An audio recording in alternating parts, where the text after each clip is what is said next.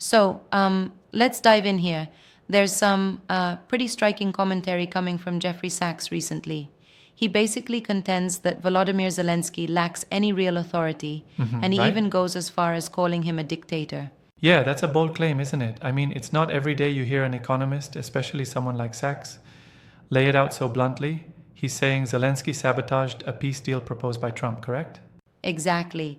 Sachs suggests that the war could stop immediately if negotiations had, actually taken place.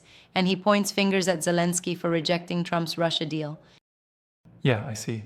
Right? And he even questions why the United States would be giving any kind of veto or endorsement to Zelensky in this situation. It's kind of a challenge to the conventional narrative around Ukrainian leadership. Yeah, it is. And what's interesting is how Sachs frames it. He refers to Zelensky as essentially a dictator.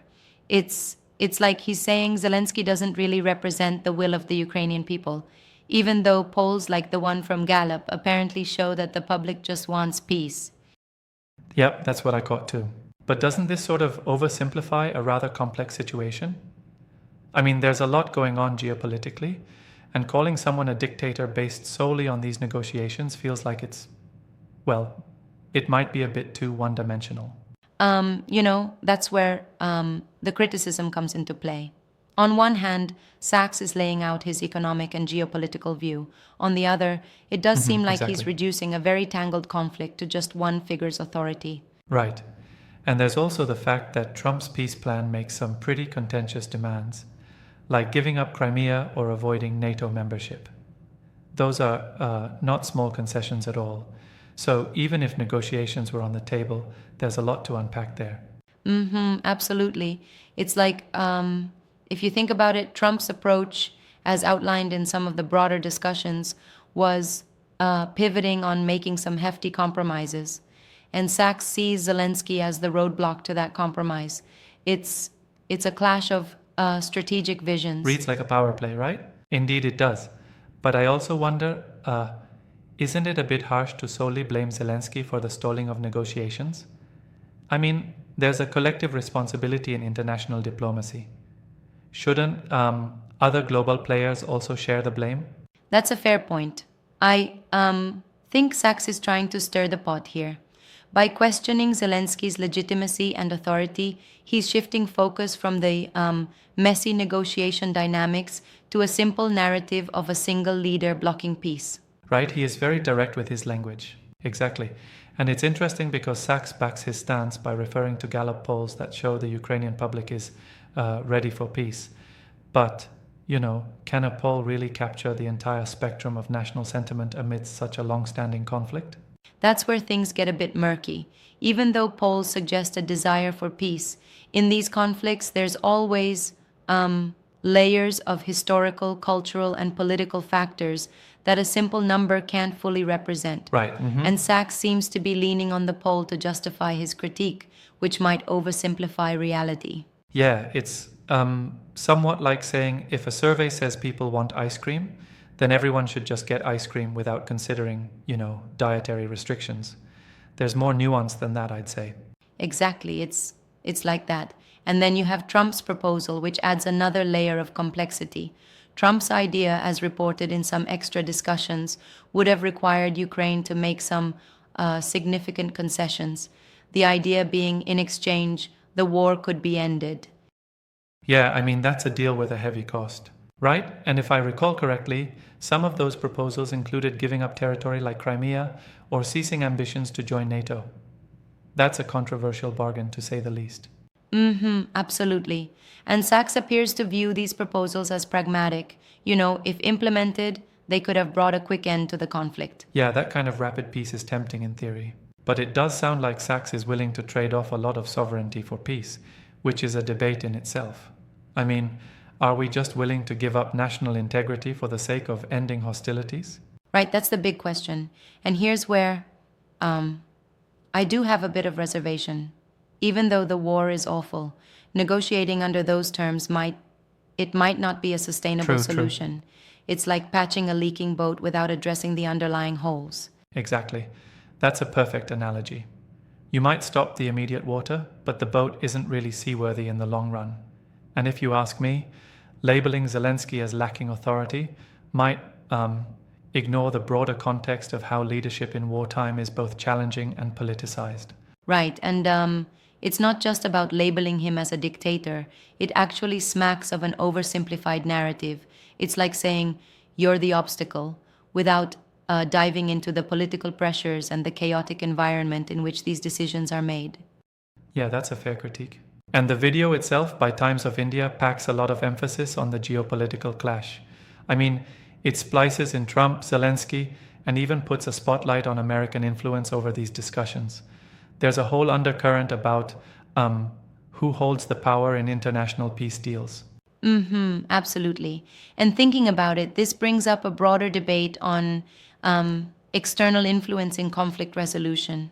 Who do we really empower to negotiate peace? Is it someone like Zelensky with his national position, or is it a deal brokered by outside forces like Trump? That's a tough question, yeah. Yeah, and then there's the timing. The video is relatively recent too, coming out just hours ago. It seems to be fueling a lot of debate online about the legitimacy and direction of these peace proposals. There's a real firestorm of reactions, isn't there? Definitely. And this controversy highlights how economics, politics, and even public opinion all come crashing together in discussions on international conflicts. Sachs is drawing on his expertise in economics to comment on international politics, which sometimes leads to cross-disciplinary debates that are, well, both intriguing and contentious. Right, it's a clash of perspectives. And let's not forget that these intense opinions are partly influenced by media framing. The title itself, Zelensky has no authority, Jeffrey Sachs rips Ukraine dictator, is designed to grab attention and incite responses, right? Yeah, exactly. The language is pretty incendiary, and it sets a stage for it's like a particular narrative that benefits from controversy. It almost feels Absolutely. Engineered to spark debate, don't you think? Absolutely. And I think that's where some of the responsibility lies with the audience as well. They need to look beyond the sensational headlines to understand the deeper, nuanced realities of the conflict. It's not just black and white. There's a whole spectrum of considerations here, historical, political, social. Right. And while Sachs may be right in urging urgency for peace negotiations, his take on Zelensky seems overly simplistic. Like you're saying, it's not just one man's fault for the delays in negotiations. Exactly, that's a key point. Yeah, and I think the criticism here is less about questioning the need for negotiations and more about the dismissal of a leader based solely on a single perspective. It's as if Sachs's argument is trying to delegitimize an entire administration's approach without accounting for the internal complexities in Ukraine. Indeed. And that's what makes this commentary so explosive.